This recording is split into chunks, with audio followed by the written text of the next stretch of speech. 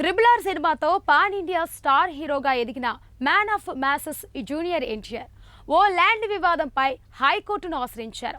జూబ్లీహిల్స్ లో హౌసింగ్ సొసైటీలో ఉన్న 681 చదరపు గజాల స్థలం విషయంలో వివాదం నెలకొంది.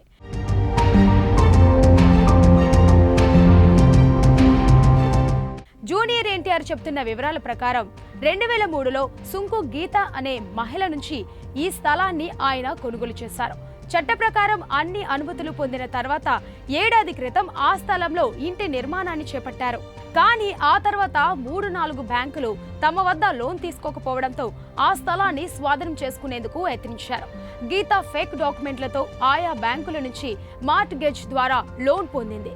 ఈ క్రమంలో జూనియర్ ఎన్టీఆర్ 2018లో ఆయా బ్యాంకుల మేనేజర్లపై పోలీసులకు ఫిర్యాదు చేశారు. 1996లో ఈ స్థలాన్ని తనఖా పెట్టి ఓ బ్యాంకులో మాత్రమే లోన్ తీసుకుంటున్నట్లు చెప్పిందని ఫిర్యాదులో పేర్కొన్నారు.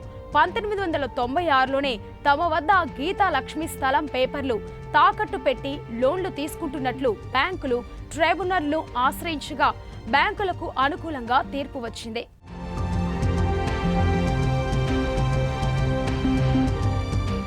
ఈ నేపథ్యంలో తనకు స్థలాన్ని విక్రయించిన సుంకు గీతపై పోలీస్ స్టేషన్లో జూనియర్ ఎన్టీఆర్ ఫిర్యాదు చేశారు. దీంతో ఆమెపై కేసు నమోదైంది. మరోవైపు ట్రైబ్యునల్ ఇచ్చిన తీర్పుపై తారక్ హైకోర్టును ఆశ్రయించారు. ఈ పిటిషన్పై justice J Srinivasa Rao, justice Sujoy Paul ధర్మాసనం నిన్న విచారణ చేపట్టింది.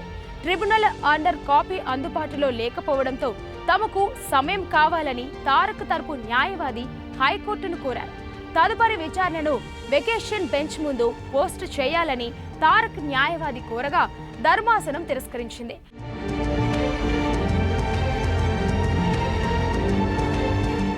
జూన్ 6కు తదుపరి విచారణను వాయిదా వేసింది. కేసుకు సంబంధించిన అన్ని డాక్యుమెంట్లను జూన్ 3లోగా అందజేయాలని ఆదేశించింది.